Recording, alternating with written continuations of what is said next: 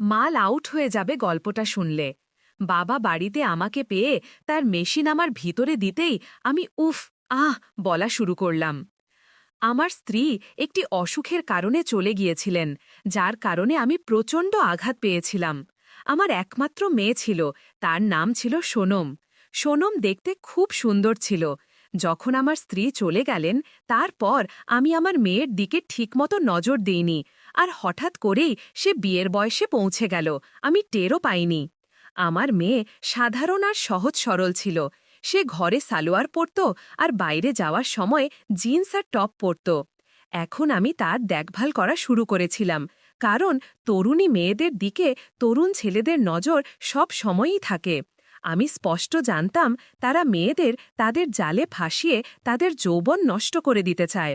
আমার মেয়ে এত বড় হয়ে গিয়েছিল, কিন্তু এখনও যদি তার কোনো কষ্ট হতো সে আমার গলা জড়িয়ে ধরে, আর যখনই কোনো ভালো কথা বলতে হতো সে লজ্জা না পড়ে আমার কোলে ছোট বাচ্চার মতো চলে আসত।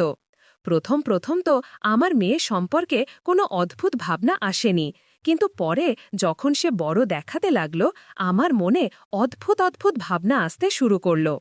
একদিন আমি আমার মেয়েকে আমার ঘরে কাঁদতে দেখলাম। আমি তার কাছে গেলে সে তার চোখের জল মুছে ফেলল আর চুপচাপ সহজ সরল হয়ে গেল। আমি বললাম, মা, কি হয়েছে? কিন্তু সে বলল, কিছু না বাবা, আমি ঠিক আছি। আমি জানতাম, মা, তুমি কাঁদছিলে, আমার থেকে লুকিও না, আমি তোমার বাবা, তোমার থেকে কি লুকানো। এখন তো আমরা দুজনেই রয়ে গেছি, যারা একে অপরের সহায়। আমার মেয়ে নিচু নজরে বলল, বাবা, এমন কিছু না, শুধু মায়ের স্মৃতি মনে পড়ে গিয়েছিল, তাই কেঁদে ফেললাম। মা, যা হওয়ার তা হয়ে গেছে, এটা সব ঈশ্বরের ইচ্ছা, আমরা এতে কিছুই করতে পারি না। আমারও তোমার মায়ের স্মৃতি খুব মনে পড়ে, কিন্তু কি করব? তখন আমার মেয়ে আমার গলা জড়িয়ে ধরে বলল, বাবা, মা ছাড়া আমার একদম ভালো লাগে না। যদি তুমিও চলে যাও আমি কি করব একা? মা, আমি কোথায় যাব? আমি তো তোমার সাথেই থাকব। না বাবা, কাল যদি তুমি নতুন বিয়ে করো তুমি তাদের সময় দেবে, আমার দিকে একদম নজর দেবে না, আমি জানি। না মা, এমন কিছু না, যদি তুমি বলো আমি দ্বিতীয় বিয়ে করব না। কিন্তু মা, যদি কালকে তোমার বিয়ে হয়ে যায় আর তুমি তোমার শ্বশুরবাড়ি চলে যাও, তারপর তোমার বাবার কি দশা হবে তুমি ভাবতে পারছো না? মেয়ে, একা খানা বানানো, রোজ একা থাকা, সারা জীবন কি করে একা কাটানো যায়? আমার মেয়ে আমার থেকে দূরে সরে গিয়ে বলল, যদি এমন হয় বাবা, আমি বিয়ে করব না। যাই হোক, আমার বিয়ে করতে ইচ্ছা নেই, তোমার থেকে দূরে যেতে ইচ্ছা নেই। কিন্তু মা, আমার এখনো অর্ধেক জীবন বাকি, এই সময়ে আমারও একজন জীবনসঙ্গীর দরকার। আমি একা কি করে সারা জীবন কাটাব জীবনসঙ্গী ছাড়া? তুমি ভাবতে পারো মা, একা থাকা কত কঠিন। হ্যাঁ বাবা, আমি জানি। মা, রাত হয়ে গেছে, আজ তোমার কি খিদে পায়নি? যাও তাড়াতাড়ি খানা বানাও, তোমার বাবা খিদে আছে, তুমি কি তোমার বাবাকে খালি পেটে শুইয়ে দেবে? না বাবা, আমি তোমাকে কখনো খালি পেটে শুতে দেব না, আমি তোমার পুরো খেয়াল রাখব। আমি তোমার খেয়াল এমনভাবে রাখব যেমন আমার মা রাখতেন। আমি তোমাকে মায়ের কথা একদম মনে আসতে দেব না। মা, তোমার কথা ঠিক, কিন্তু তুমি আমাকে সব দিতে পার, কিন্তু একটা জিনিস তুমি আমাকে দিতে পার না, তার ছাড়া মানুষ বাঁচতে পারে না। বাবা, এমন কি জিনিস যা আমি তোমাকে দিতে পারি না? তুমি বলো, আমি তোমাকে সব দিতে প্রস্তুত। মা, তুমি আগে খানা বানাও, তারপর আমরা রাতভর কথা বলবো। তোমার বাবা কোথাও যাচ্ছে না তোমাকে ছেড়ে। হ্যাঁ বাবা, আমি তাড়াতাড়ি খানা বানিয়ে দিচ্ছি, আমারও খিদে পেয়েছে কিছু। আমি নিজের ওপর একটু লজ্জা পাচ্ছিলাম, আমি আমার মেয়ের সাথে কি করতে চাইছি, কিন্তু যদি আমার মেয়েও রাজি হয় আমি কি করব? ছোটবেলা থেকে আমি তাকে অনেক আদর করে রেখেছি, কিন্তু আজ এমন কথা বললে সে হয়তো আমার ওপর থুথু ফেলবে। খাওয়ার পর যখন আমি আমার ঘরে গেলাম, আমার মেয়ে ঘুমিয়ে পড়েছিল। আমি বললাম, মা, তুমি ঠিক আছো তো?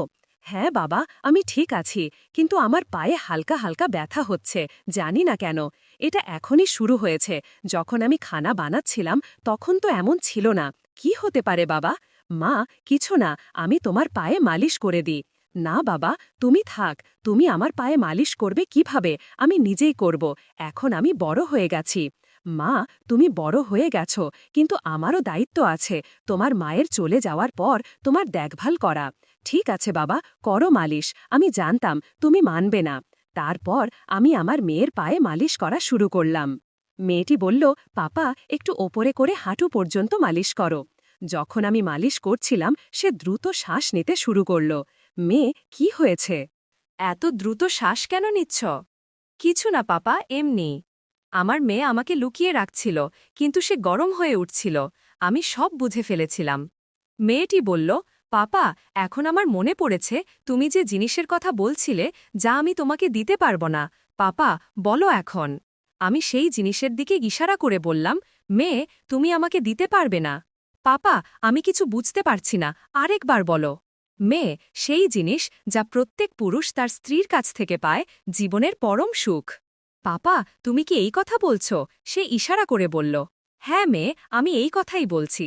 কিন্তু পাপা আমরা তো বাবা মেয়ের সম্পর্কে বাঁধা, এমন অবস্থায় আমি তোমার সাথে এটা করতে পারব না। পাপা এটা সমাজে ভুল বলে বিবেচিত হয়। মেয়ে এই জন্যই তো আমি বলছিলাম যে আমি নতুন বিয়ে করব, যাতে আমি সেই সুখ পাই যা একজন স্ত্রী দেয়। না পাপা, আমার থাকতে তুমি নতুন বিয়ে করবে না।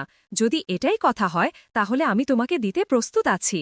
মেয়ে কাউকে বলো না, না হলে আমাদের রহস্য ফাঁস হয়ে যাবে। পাপা আমি কাউকে বলবো না। আমি কি এটা করতে পারি? তুমি কি তোমার মেয়ের ওপর বিশ্বাস করছো না? মেয়ে এমন কথা নয়, ভুলে যদি কাউকে বলে ফেলো তাহলে আমার কি হবে? কথা প্রসঙ্গে আমার মেয়ের চুলকানি শুরু হলো। মেয়ে কি হয়েছে, তোমার চুলকানি হচ্ছে? হ্যাঁ পাপা এখন আমার চুলকানি হচ্ছে, মনে হচ্ছে আমার এখনই দরকার। আমি সেই জিনিসের দিকে ইশারা করে বললাম, মেয়ে এই চুলকানি প্রায়ই হয় যখন মন চায়, হয়তো তোমার মন এখন প্রস্তুত। হ্যাঁ পাপা নদী বয়ে যেতে শুরু করেছে। আমি ইশারা করে বললাম, মেয়ে এই জিনিসের দিকে দেখো, এটার কারণেই নদী বয়ে যাচ্ছে। যদি এটা পেয়ে যাও তাহলে নদী শান্ত হয়ে যাবে। হ্যাঁ পাপা এখন আমি আর থাকতে পারছি না, আমাকে দ্রুত দাও। পাপা প্রথমবার কিছু হয়ে যাবে না তো? আমি জানি মেয়ে প্রথমবার কি হয়, তুমি টেনশন করো না, তোমার পাপা সব সামলাবে, তুমি শুধু পা ছড়িয়ে দাও। আমি আমার মেয়েকে আনন্দ দিতে বললাম, মেয়ে তোমার কেমন লাগছে?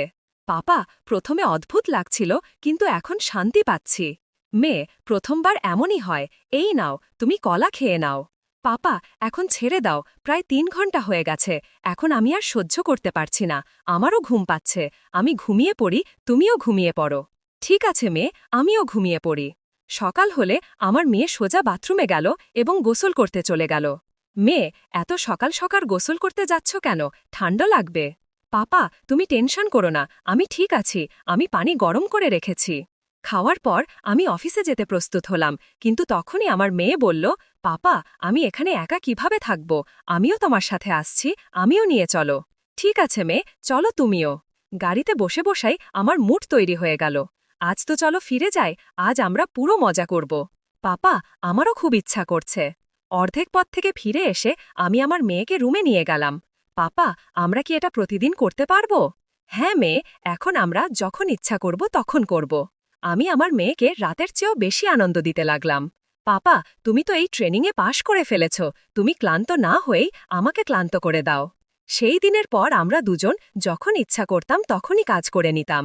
এটি একটি কাল্পনিক গল্প, এর উদ্দেশ্য কাউকে উত্তেজিত করা নয়, এটি বাস্তব ঘটনার সাথে কোনো সম্পর্ক বহন করে না।